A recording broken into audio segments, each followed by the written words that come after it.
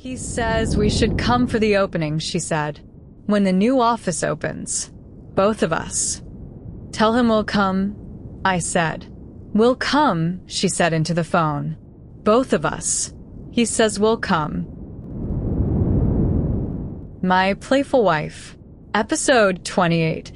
The Fourth Notebook. Written by Mia. The fourth notebook was smaller. I chose it deliberately, a pocket size, the kind you carry rather than leave on a table, because the whole point of it was that it had to come with me into the days rather than wait for me at home at the end of them. The first three had been objects you went to. You sat down at the kitchen table in the evening, after the day was over and safely passed, and you wrote at it, looked back at it, made sense of it. The fourth had to be a thing I carried into the live current of the present, so that I could catch the day while it was still happening, before it cooled into the past where the other notebooks had always met it. So small, pocket-sized, a thing that rode in a shirt pocket against the chest, warm from the body, ready. The first entry read exactly as I had told Saloni it would, that evening in the workroom doorway. Tuesday. May. She finished something in the workroom. I finished something at the kitchen table. We stood in a doorway. The city did what the city does. And then below it, because it was true, and because the new kind of notebook was allowed to be true without being conclusive. We are still here. We are still learning. This is the beginning of the part one don't have words for yet. That was the whole first entry. No meaning extracted. No listen. Just a record that we had been there and that I had seen it, which was the entire new discipline. I carried it everywhere. To work, where I would take it out at my desk between things and write a line, not about work, almost never about work, but about a thing I'd noticed on the way in, the particular quality of the morning light on the flyover, an old man feeding dogs at the corner with a regularity that suggested it was the most important appointment in his day. On the bus, where I wrote with the notebook braced on my knee, the handwriting jolting with the road. At the gym, where I had been going now for nearly 2 years, long enough that I had become part of the furniture of the place. Samir had, over those 2 years, graduated me through the stages of his regard. When I first came, a wrecked man, though I didn't know yet how thoroughly wrecked, going to the gym the way a drowning man grabs at anything, he had treated me with a careful, watchful concern, the attention you give a thing that might break. He spotted me more closely than I needed. He asked in his minimal way how I was sleeping. That had lasted months. Then, as I studied, the concern had eased into instruction, proper coaching, the assumption that I would be around long enough to be worth correcting. And lately, this past year, I had arrived at the final and highest stage of Samir's esteem, which was approving indifference. He no longer watched me. He no longer corrected me. He would nod when I came in and go back to whatever he was doing and leave me entirely alone, which in Samir's vocabulary was the warmest possible statement. You're fine.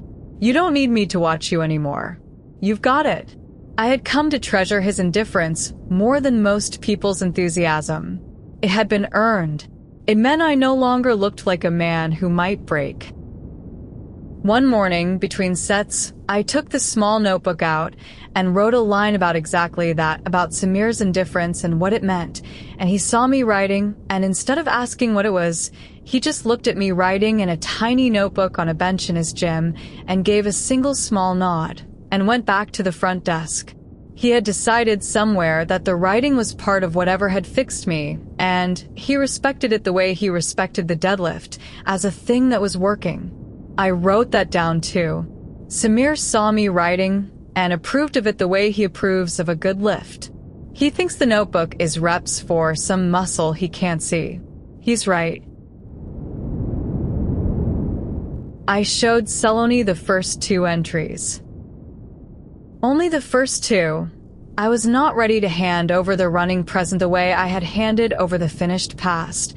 The fourth notebook was, by its nature, more exposed, being unedited, being the day caught raw before I decided what it meant. But I showed her the opening, standing in the kitchen, holding the small book out. She read the 2 short entries. She read them twice, I think, the second time slower. "This is better," she said. "Better than the others?" "Different than the others. The others were necessary. You had to write those. You'd have died without writing those. The year had to come out of you somehow, and ink was how. But they were about something that was over. This," she tapped the little page, "the running present, the unfinished day. This is alive. The others were beautiful the way a held breath is beautiful. This one's breathing." She handed it back, carefully, the way she handed back anything that mattered. "Keep going. This is the one. The others got you here. This is the one you get to keep writing for the rest of your life." "It's harder," I said. I keep wanting to explain. I write down what happened, and then my hand wants to add what it meant, and I have to stop it. It's a physical effort, not explaining. "I know," she said. "It's the same in the cloth. The temptation is always to overdesign, to add the explaining stitch, the one that tells the viewer what to feel.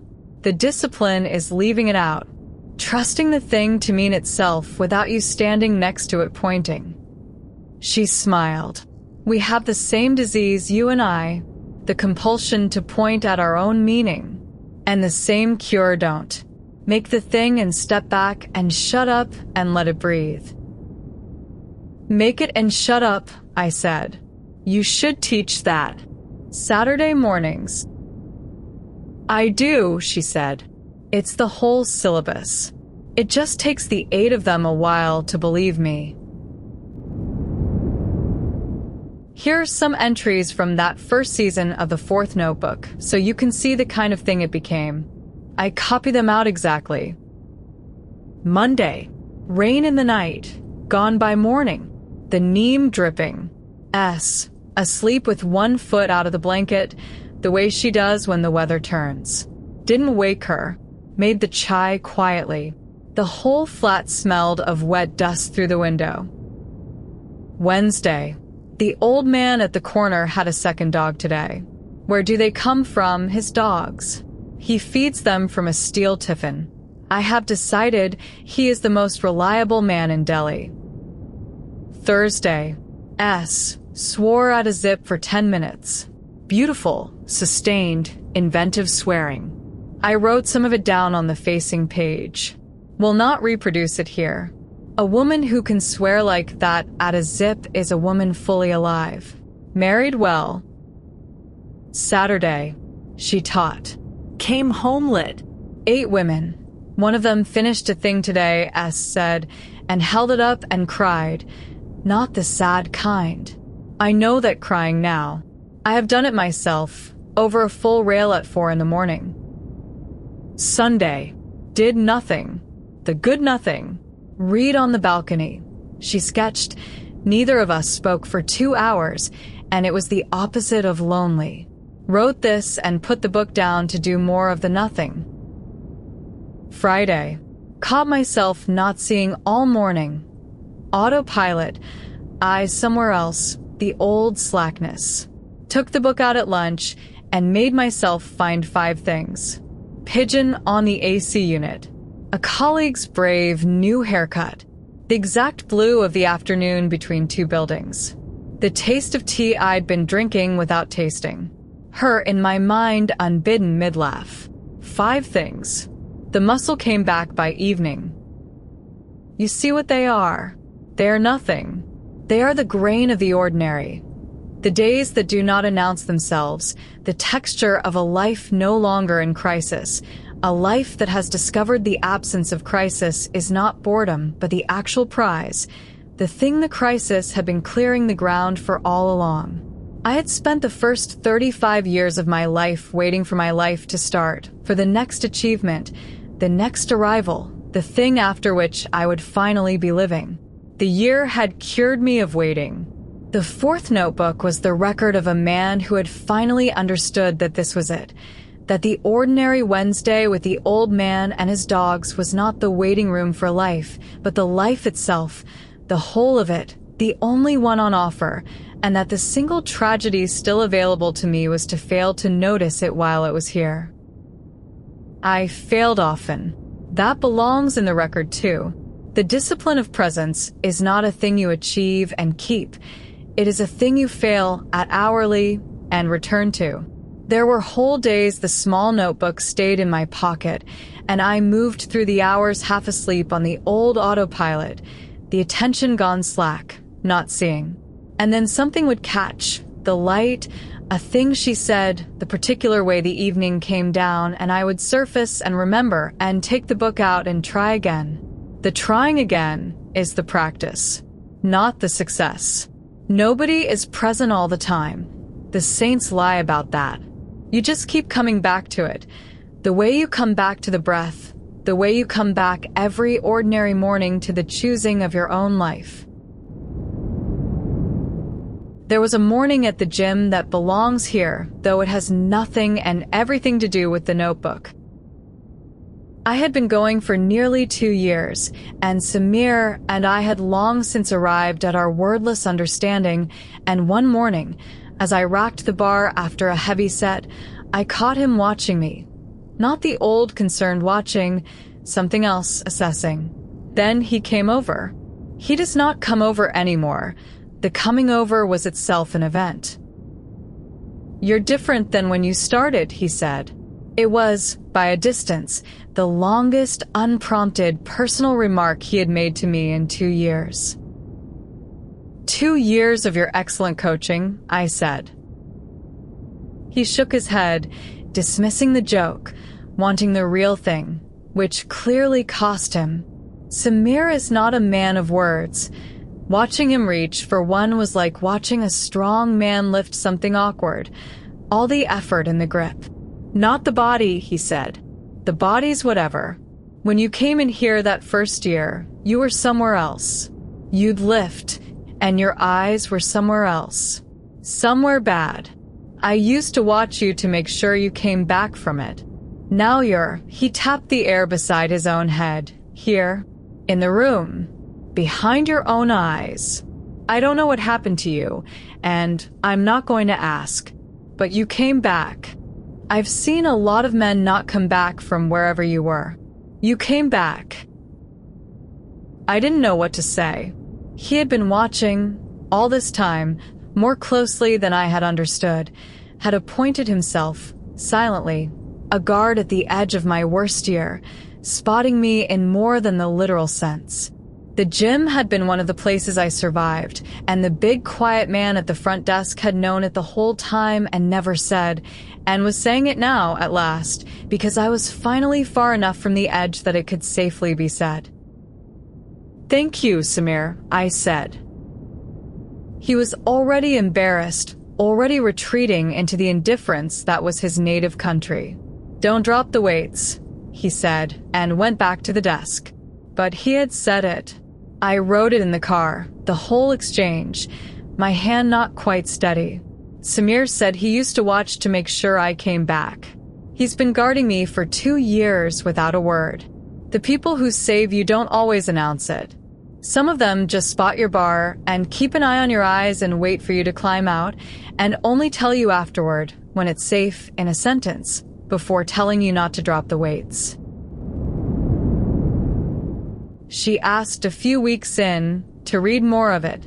Not all of it. She had the same instinct about the running present that I did, that it was more exposed than the finished past, but a week of it, a sample, to see what the days looked like through the small book. I gave it to her and watched her read this time, because the fourth notebook held nothing to be afraid of her seeing. It was just the days, just the grain. I watched her find the Thursday entry, the zip one, and watched her face go from reading blank to indignant to helplessly delighted in about 4 seconds. "You wrote down my swearing." "I wrote down that you swore. I didn't reproduce it. I noted for the record that it was beautiful, sustained, and inventive. It says married well. I stand by it. She read the rest, shaking her head, occasionally reading a line aloud in disbelief. The most reliable man in Delhi. She read about the dog man and looked at me as if I'd lost my mind, and then looked again as if she'd understood something. She went quiet at the Sunday entry, the 2 hours of silence one. She read that one twice. "This is what you see," she said. Not quite a question. All day. The dogs and the light and my swearing and the silence not being lonely. This is what's in your head now. This is what I trained myself to see, I said. It was always there. I spent 35 years not looking at it. Now I look, and it turns out the days are full of this. They were always full of this. The notebook is just me finally noticing what was in front of me the whole time. She handed the little book back, her eyes doing the bright thing. "Don't lose it," she said.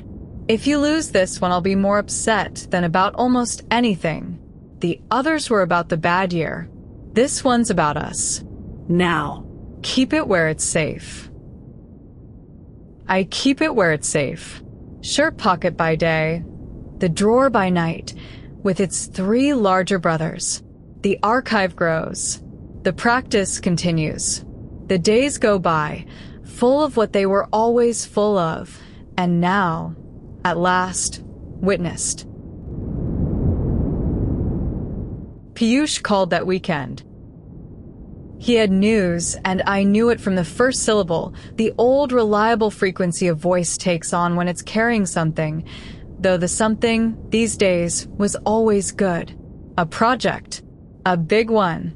The firm was expanding, opening something, and his role was expanding with it. More responsibility, a team of his own, the specific excitement of a man whose ambition is finding its footing and discovering the ground will hold his weight. I listened.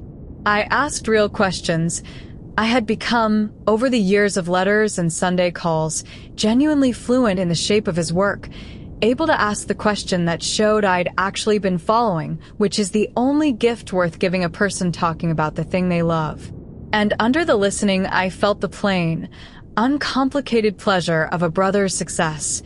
No shadow in it, no comparison, no ledger, just the clean gladness of watching someone you love be good at his life. It is one of the great underrated pleasures that, and one I had nearly lost the capacity for in the worst of the year, when everything good that happened to him had a blade in it for me. The blade was gone. There was just my brother building something, telling me about it, and me glad. "Anyway," he said, winding down, a little embarrassed by his own enthusiasm. The way he gets. "Enough. Tell Saloni I said hello." "Tell her yourself," I said. "She's right here." And I held the phone out across the kitchen to Saloni, who was at the table and had been listening with the small private smile she wears for conversations she's not nominally part of. The smile of a woman pleased to be in a house where the phone gets held out rather than carried into another room. She took it. "Hello yourself," she said into it, and her voice did the warm thing it does for him. And I got up and went to the stove and put the kettle on, leaving the 2 of them to it, the way I do now, without it costing me anything, without even the memory of what it used to cost. I made the chai. I listened to the half of the conversation I could hear, Saloni laughing at something, asking after Mira, the easy, ordinary music of a family that had, against every reasonable prediction, simply become a family. And I thought, this is the 4th notebook too. Not just the morning light and the old man with the dogs and Samir's indifference. This. The phone held across a kitchen. A wife saying hello yourself. A kettle. A brother building something far away and calling to say so. The ongoing, unremarkable, entirely miraculous life of a marriage that had been broken all the way open and put back together more honestly than it had ever been assembled the first time. And that went on proving, in these small, uncountable ways, on an ordinary weekend afternoon, that it held. I poured the chai. I set a cup at Saloni's right hand while she talked, the right temperature, without her having to ask or look. She covered the phone for a second. He says we should come for the opening, she said. When the new office opens. Both of us. Tell him we'll come, I said. We'll come, she said into the phone. Both of us. He says we'll come. I wrote it in the small notebook later, that night P. Called. Big news. Firm expanding. He's expanding with it. I listened and was just glad. No blade in it. The blade's gone. Held the phone across the kitchen and said, hello yourself. Made chai. We're going to Bengaluru for the opening. This is the fourth notebook. The phone held out, the hello yourself, the chai at the right hand. Nothing happened. Everything is happening. I was here for it. I saw it. That's the entry. To be continued in episode 29, What We Keep. Simbolo di copyright mia. All rights reserved. That was episode 28 of My Playful Wife. If this story is staying with you, the next episode is already waiting. Subscribe so you don't miss it. The complete book is on Amazon, and early episodes plus bonus chapters are on my Patreon. Links are in the description. Mia. Thank you for listening.